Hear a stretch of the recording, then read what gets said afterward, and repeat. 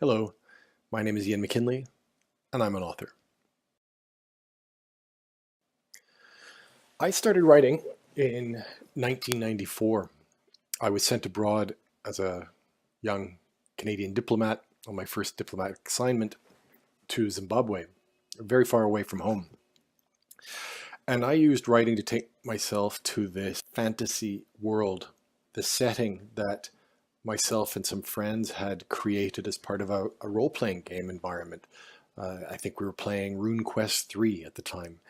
And we built a wonderful setting, a wonderful world with interesting monsters, creatures, dastardly villains, exciting heroes, and fascinating characters that run the gamut between.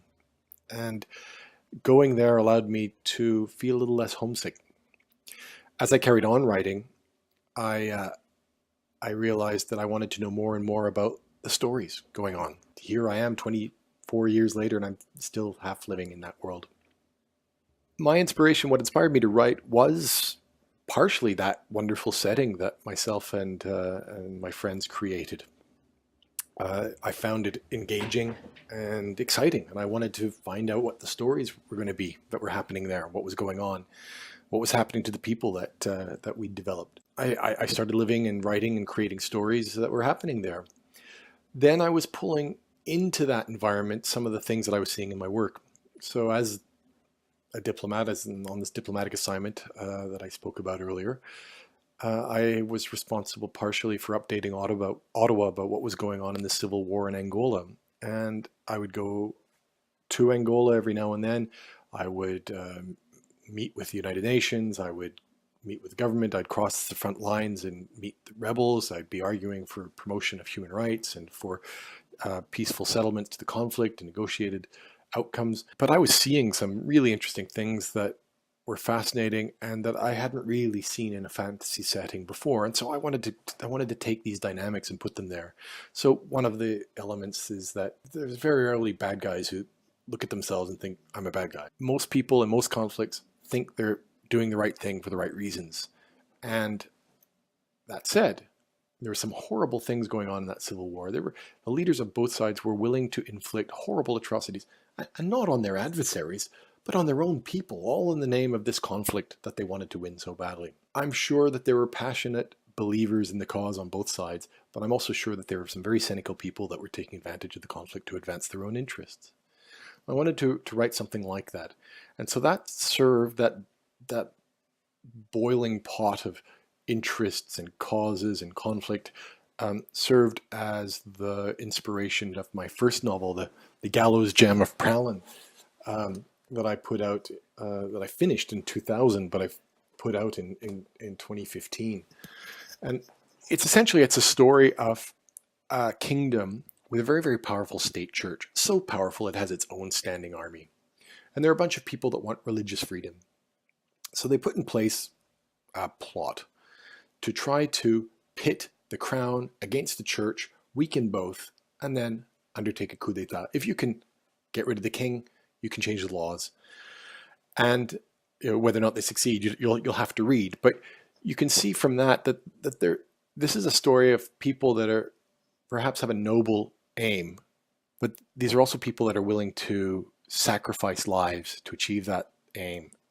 And I can tell you, they're not particularly interested in sacrificing their own lives. These elements of what I saw in the Angolan Civil War directly fed into my writing and inspired me. During my most recent diplomatic assignment in Colombia from 2012 to 2015, I drew on what I saw there to help guide me in the preparation of my second novel, Harbinger, which is the first book of a series. Gallows Gem of Prallyn is a standalone book. But Harbinger takes 4 Fjordlanders, you could read maybe Vikings into that if you like, and they go abroad on their first raid. And as they do, they get separated from their clan. And they have to survive on their own wits in a foreign land that's filled with people that essentially hate them, because these Fjordlanders have been arriving with the brand and the sword for generations and have caused untold misery. So as they're trying to survive in this hostile land, they come to the epiphany that they aren't the protagonists in this story. They're the antagonists, and they start reflecting on the role of violence in the organization of their own society and in their own society's relations with other societies. So again, I was taking real world influences of what I was seeing in the civil conflict in Colombia, where there are so many really, really nice people, very welcoming people, but also many of whom have the capacity of being very violent. Colombia at the time was one of the most violent places in the world. It's getting a lot better, and thank goodness for that. And yet such violence and such nice people at the same time. It just seemed like two sides of the same coin, such a dichotomy.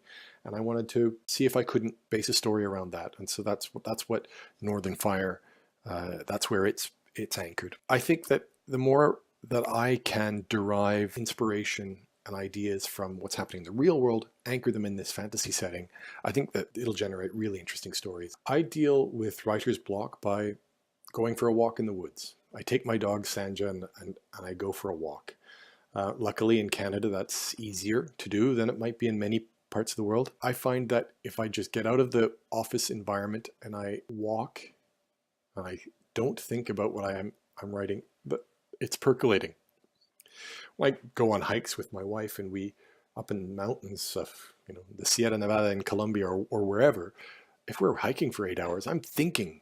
I'm in my world for 6 of those hours. And I find that I don't just come up with the inspiration like that. I find it all percolates, and then it can come out later. So that's what I do. Works for me. The best thing about being a writer for me is going and living in that world, in that magical setting. I really enjoy being there. I enjoy thinking about it. I suppose in very practical terms, it also, coming back from my last posting, I was able to take a leave without pay. So I don't have to go in, I don't have to dress up in a suit every day and go into the office and do a 9-to-5 job. So that's kind of nice too. So those are perhaps the two best things about being a writer. The worst thing about being a writer is isolation, just feeling a bit lonely, not having regular human contact. I find that being a writer isn't quite enough for me. I also need something that gets me out. I've volunteered with writing federations, and I found that was very rewarding. I kept myself in the writing milieu, but it got me out of the actual daily grind of generating words and allowed me to meet people, engage with people, and contribute. Any advice I have for aspiring writers would depend partially on where they are on the scale of their own development. If you're really just starting out, trying to put words to paper for the first time, I'd advise you to read a lot and write every day, get it down, look at it, read it afterwards, look for how it can be improved, look for mistakes, look for what you're doing chronically, expose yourself to workshops on technique in the craft. There's a lot to learn about writing well. I'm not saying you have to be a religious adherent to all of the rules of grammar, but I think you should know what the rules are before you start breaking them, so that you understand why you're breaking them, what you're doing. Also, the rules partially exist in order to make writing clear, and I think that's a challenge. Ironically, it might help you to learn a foreign language. I learned a lot about English by learning French, and I learned even more by learning Spanish. That'll teach you about rules and verb tenses and whatnot. Then if you're beyond that point, if you're confident in your own writing and you want to get your stuff out there, you really have to decide whether or not you want as broad a readership as possible or not. I found that starting off as an indie author, that while I could get my electronic books out there to anyone with an internet connection in the world almost, the industry itself is set up to filter for quality by trusting on publishers and agents. And if you don't go that way, then you're going to have a hard time getting recognized or getting serious attention paid to you and being taken seriously. You'll find that you won't be able to submit your works for literary prizes. You won't be able to be invited to writers' festivals. You will have a hard time getting your books distributed and into bookstores or into marketing catalogs. It'll all just be very difficult. It'll be down to what you can generate by yourself online to drive people to Amazon or Kobo or whatever. So think carefully about that. I've been lucky enough that first book, The Gallows Gem of Prallyn, was of good enough quality that I was accepted and nominated by the Writers' Federation of New Brunswick to be an emerging writer in Atlantic Canada's largest literary festival, the Fry Festival, based out of Moncton, for 2016. I was one of 6 emerging writers. That helped provide a trampoline to get out Harbinger, to get Harbinger reviewed by book bloggers. Also, I'm in discussions with a publisher on republishing Harbinger and taking on the rest of the Northern Fire series. And that's very difficult. There's almost no publisher in the world that once you get a book out there in a series, they're not going to touch it. Do some research on the industry. Become part of a writers' federation and expose yourself to the workshops and everything that they offer. I've published those 2 novels I spoke about, Harbinger and The Gallows Gem of Prallyn. They're both set in my world at different times in different parts of the world, with no real connections between them. But they do tell part of a bigger picture that I hope will unfold as further books start coming out. And you'll see a bigger story that's unfolding. I'm currently working on a set of novellas that I hope to use to attract people to my writing that is based on a character that's in the prologue of the Gallows Gem of Prallyn that many, many readers told me they wanted to see more of. And so I took that character and I'm basing a series of stories on what happens to that character afterwards. And I'm introducing new characters, one new character in particular that I hope is able to carry that narrative on, allow me to explore different challenges in my writing, such as including more diverse characters into my literature. The idea for this most recent book, the series of novellas that I'm working on, has come from my engagement in the wider community around science fiction and fantasy. The debates around needing to include different perspectives, a broader range of characters. So I wanted to start putting pen to paper on a book that's a bit more inclusive. The Gallows Gem of Prallyn does have different cultures and does have protagonists with different skin colors and different values, but I wanted to be a bit more explicit in it, and I also wanted to show readers more my world and what's happening in it, the big picture. And these series of novellas is going to take the reader across the globe so that they'll see all of the lands, or many of the lands, and get a sense for how they're all interacting, whether they know it or not. I decided that writing is what I really wanted to do in 2014, late 2014, as I was getting ready to publish The Gallows Gem of Prallyn.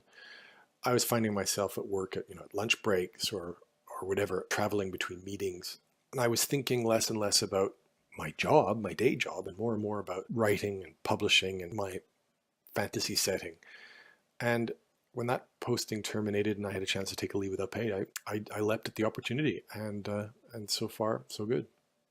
You can find my work online. Both The Gallows Gem of Prallyn and Harbinger are available as ebooks on Amazon. Being Canadian, more of my readers are Canadian, and you'll find more reviews on Amazon.ca.